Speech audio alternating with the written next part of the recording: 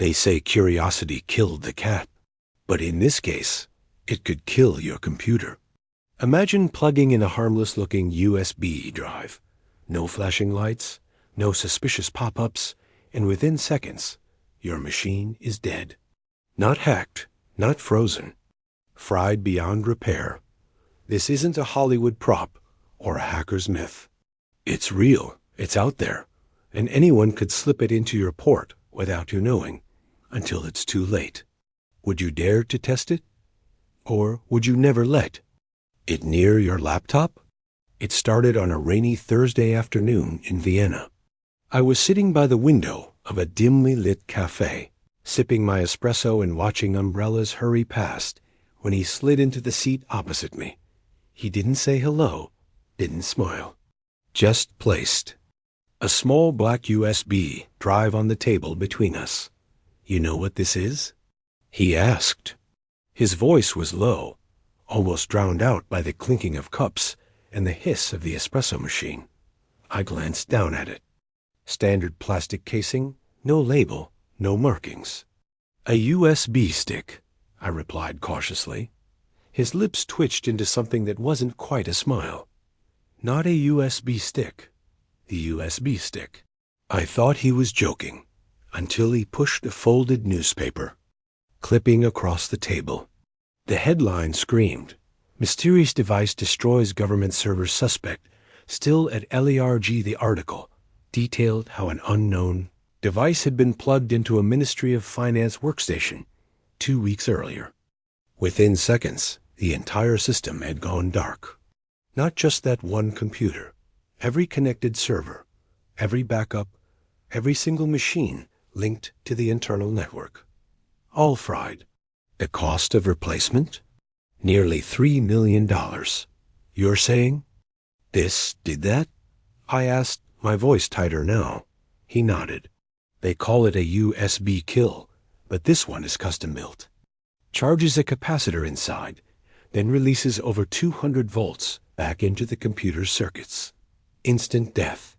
No antivirus can stop it. I leaned back uneasy. Why are you showing me this? Because, he said, his eyes narrowing, someone is selling them, and one's already been used here. That's when I noticed the faint burn mark near the USB port on the device. Not cosmetic damage, a scar from execution. I wanted to push it back across the table to wash my hands of whatever this was. But I couldn't. Something in his tone told me that refusing might not be an option. You're a journalist. He continued, and you've written about cybercrime before. I need someone to dig without getting noticed. People are dying over these. Dying? I asked. He reached into his coat pocket and pulled out his second object, a police report, stamped confidential. The victim's cause of death wasn't listed, but I recognized the name. A cybersecurity researcher I'd interviewed 3 years ago. The next moment was a blur. He stood up, slid the USB into a small metal case, and pushed it toward me. If you open this, you're already in danger. But if you don't, he let the sentence trail off. I'll be in touch. And just like that, he was gone, swallowed. By the rain and the crowd outside, I sat there, staring at the case, my untouched espresso growing cold dot. Was this a setup? A warning? A job? Whatever it was, I'd just been handed something dangerous enough to cripple governments or kill careers. If what he said was true, plugging it in would be the last thing I ever did on that computer. I didn't take the USB straight home. That would have been stupid. Instead, I went to a friend's repair shop on the outskirts of the city, a cluttered, oil-scented place stacked with old laptops, broken monitors, and obsolete servers. Kurt was the kind of guy who believed every conspiracy theory until proven wrong. And even then, he'd call the proof government propaganda. More importantly, he had the tools to test the thing without connecting it to anything valuable. When I showed him the small black drive, his eyebrows lifted. "Where'd you get this?" "Long story," I said. "Can you tell me what's inside?" He turned it over in his hands, squinting at the edges. No markings, no serials. Whoever made this wanted it untraceable. We went to the workbench. Kurt pulled out an old, dust-covered ThinkPad from under a pile of tangled cables. "Let's see what happens when we give it something we don't care about," he said, plugging the laptop into a surge-protected extension cord. I hesitated. "Wait, won't this just fry it instantly?" "That's the point," he grinned. He slipped on a pair of static-resistant gloves, slid the USB into the port, and for half a second, nothing happened. Then, snap. A small, sharp crack, like static discharge, echoed through the room. The ThinkPad screen went black. A faint curl of smoke rose from the keyboard. "Well," Kurt said, leaning over, "the lifeless machine. It's dead. And I don't mean the hard drive's toast. The motherboard is gone. You'd need to replace half the guts to make this thing run again." He ejected the USB carefully, as though it might bite. "I've heard of USB kill devices, but this one's weird. Look here." He pointed to a tiny slit in the casing, revealing a sliver of circuitry unlike any I'd seen, densely packed with hand-soldered joints. "This isn't mass-produced. This was built for a specific job." That's when I told him about the man in the cafe and the dead researcher. Kurt's expression shifted from curiosity to unease. "Look, if this came from where you say it did, you need to stop digging. Stuff like this, it's not street-level cybercrime. This is state-level, but I couldn't stop." The curiosity was already digging its claws in. I asked him if the USB could store files as well as kill machines. He frowned. "Not normally. But if someone modified the payload, it could deliver data right before frying the host. So whoever had used it could plant information or erase it without leaving a trace. That made it more than a weapon. It made it a perfect tool for erasing history." Before I left, Kurt handed me a photo he'd taken with his microscope. Camera, a close-up of the tiny, unique circuit design. "In case you need a fingerprint," he said, "it felt like we'd crossed a line." One moment I'd been holding a dangerous gadget. Now I was holding evidence of something much bigger, and somewhere out there, the person who had built this was still active. When I got home, I locked the USB inside a small, fireproof safe in my closet. I told myself I'd sleep on it, but just after midnight, my phone buzzed. An unknown number. One message. "You tested it." For a full minute, I just stared at the screen. No emoji. No signature. Just two words that meant someone had been watching me through a keyhole I didn't know existed. "You tested it." I killed the lights, let my eyes adjust to the city glow. And did the paranoid tour? Phone in a Faraday sleeve, laptop shut and camera taped, router power cycled, battery out of the spare. Then I slid the fireproof safe out of the closet and checked its tamper strip. Clean. Either the message was a bluff, or I was already outmatched.Kurt, answered on the second ring. "Don't say anything interesting," he said. "Assume we're on speaker to the world." I got a text. "The cafe man?" Unknown number. They knew about the test. Silence. And, "Come here. Now, bring nothing you care about."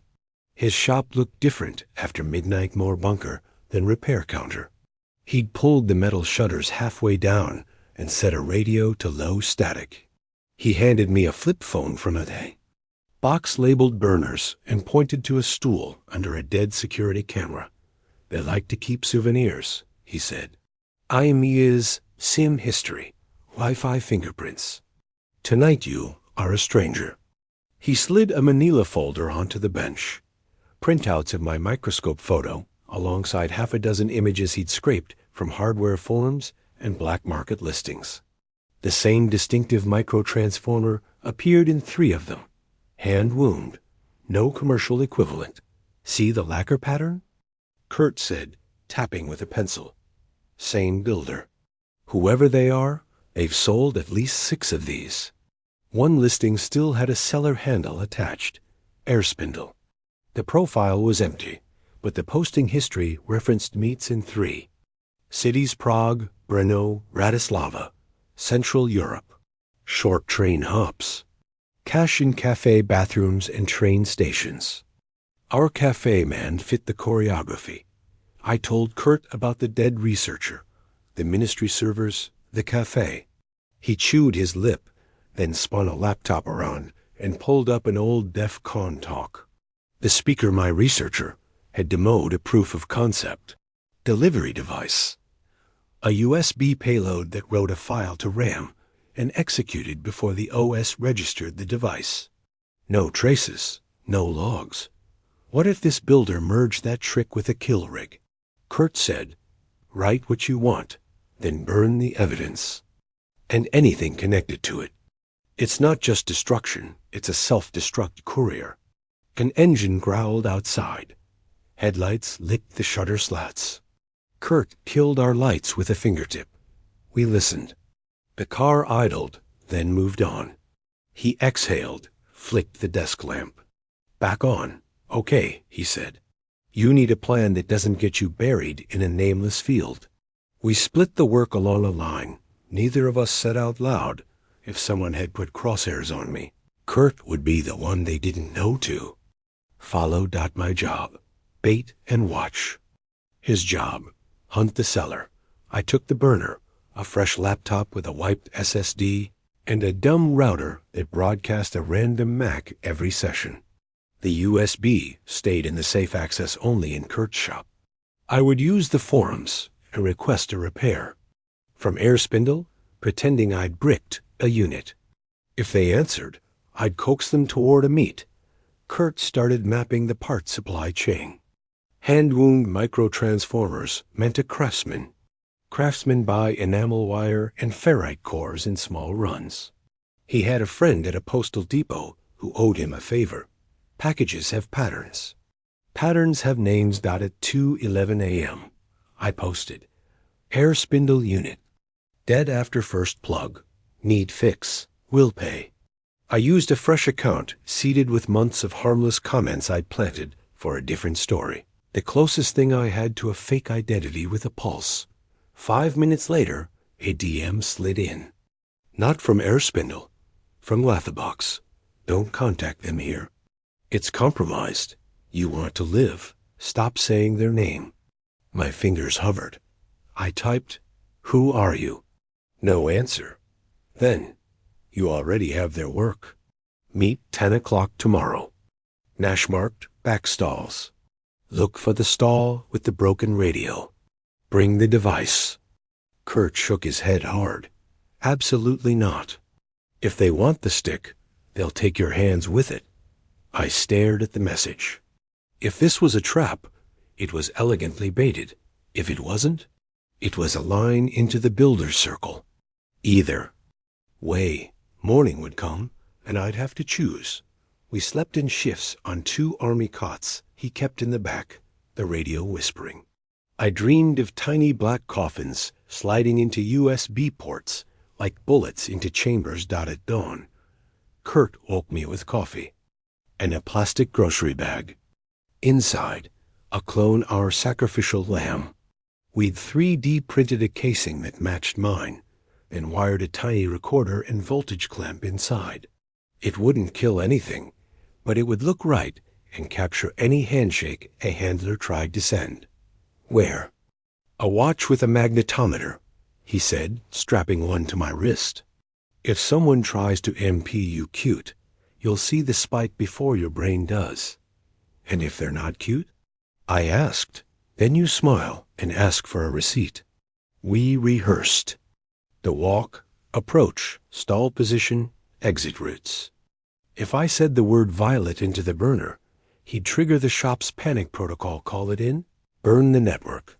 Vanish. At 9:52. I hit the market. Vendors were already yelling prices over pyramids of fruit and old radios. The air smelled like cumin and rain. I passed a stall with a shortwave set cracked open like a skull. A woman in a green coat pretended to fix a dial that wasn't attached to anything. "Radio's broken," I said. "Only if you listen to the wrong station," she answered, eyes flicking to my pocket. "You brought it?" I handed her the clone. She didn't even look down. "Walk," she said softly. We moved, shoulder to shoulder, as if we were a couple browsing olives. "You tested it on an old ThinkPad," she murmured. "You watched for smoke. You took a picture." I stopped. "How? You're not the first, and you won't be the last." She finally looked at me. "The difference is you still have your fingers." We reached the end of the aisle, where a delivery van blocked the exit. Two men in dark coats stood talking to a fishmonger, not looking at us. The woman slid the clone into her bag and gave me a small, ordinary-looking USB stick. "Plug that into something disposable when you get home," she said. "If you don't see a message in 10 minutes, leave town." "What message?" She smiled without warmth. "The one that decides whether you're the hunter or the hunted." I opened my mouth to ask about Airspindle, about the dead researcher, about why anyone would build a device designed to erase its own trail. "Careful," she said. "You're asking questions like a journalist. People who buy these ask no questions at all." Then she was gone, vanished into a cloud of steam from a faux stall, the crowd folding closed behind her like water. I stood there with a new piece of bait sweating in my palm, wondering if I'd just accepted a lifeline or pulled a noose around my neck. I didn't go straight home. I walked 3 different tram lines, doubled back twice, and bought a pack of gum. I didn't want just to check the shop window reflection for tails. No one stood out, but that didn't mean anything. When I finally reached my apartment, I didn't take the USB stick inside. I kept it in my fist like a talisman and went up to the rooftop instead, where the only electronics were the antennae sprouting like weeds from the brick from my backpack. I pulled the burner laptop Kurt had given me, a cheap model he'd lined with foil and pry-loaded with nothing but a stripped-down OS and a dead-end VPN. Its battery was barely holding a charge, perfect for something I might need to toss over. Decide in 30 seconds? I slid the mystery stick into the port. For a heartbeat, nothing. Then the cursor blinked once, twice, and the screen went black. Letters began to appear, one by one in a font I didn't recognize. Too clean. Too deliberate. You are late. I glanced at my watch. 9 minutes since insertion. Whoever sent this was either watching live or had coded the countdown into the payload. My pulse thudded in my ears. The next line, "We know what you kept. You have one thing we want." I typed, "Who are you?" The reply came instantly. Not who. How? I froze. That wasn't an answer. It was an accusation. The device you tested was not built to kill machines. It was built to teach them. The rooftop suddenly felt too open. If this was some psychological operation, they were doing a good job. My fingers moved on their own. Teach them what? To forget? Static burst from the laptop speakers. Not real radio static, but a synthetic hiss shaped into patterns. The magnetometer in my watch spiked. Whatever signal they were sending, it was piggybacking on the noise. I yanked the stick out. The screen stayed black. The smell of overheated plastic rose from the keyboard. This machine was dead. I stuffed it in a paper bag and jogged down the stairs straight to Kurt's shop. He was already at the counter with 2 mugs of coffee and a printout of shipping records. "Tell me you didn't plug it in," he said. I told him everything minus the part where my hands had been shaking. Kurt rubbed his temples. Teaching machines to forget, that's not sabotage. That's strategic amnesia. Wipe logs, wipe models, wipe learning. Imagine erasing only what you choose. Conversations, locations, debts gone, like they never happened. And the original device? I asked. The one in my safe? Same builder, different purpose. The one you tested was crude wipe everything. This new one is surgical. Whoever has it can rewrite history in real time. Outside, a siren wailed and Dopplered away. Kurt slid the shipping printouts toward me. Our mystery builder doesn't. Just sell in Central Europe. There's a drop scheduled for tonight. 2 districts over. I've got the pickup window. If we're going to see them, that's our shot. And if they see us? He didn't answer, just handed me a pair of gloves. And a small canister. Pepper gel. Doesn't blow back in your face. By nightfall, we were crouched behind a stack of pallets in a dim warehouse bay, watching the back door of a nondescript courier service. At 2114, a van pulled up. 2 figures in dark jackets stepped out, one carrying a box small enough to hold. "A dozen USB sticks," Kurt whispered. "That's them." My watch's magnetometer twitched. We were in range. The van's engine cut, leaving only the faint hum of sodium streetlights and the ticking of cooling metal. Kurt touched my shoulder, pointing to the small box in the taller figure's hands. "That's your proof," he whispered. "Get close. Enough, and we'll know if it's broadcasting." We crept between the shadows of stacked freight, each step echoing in the hollow-bellied warehouse.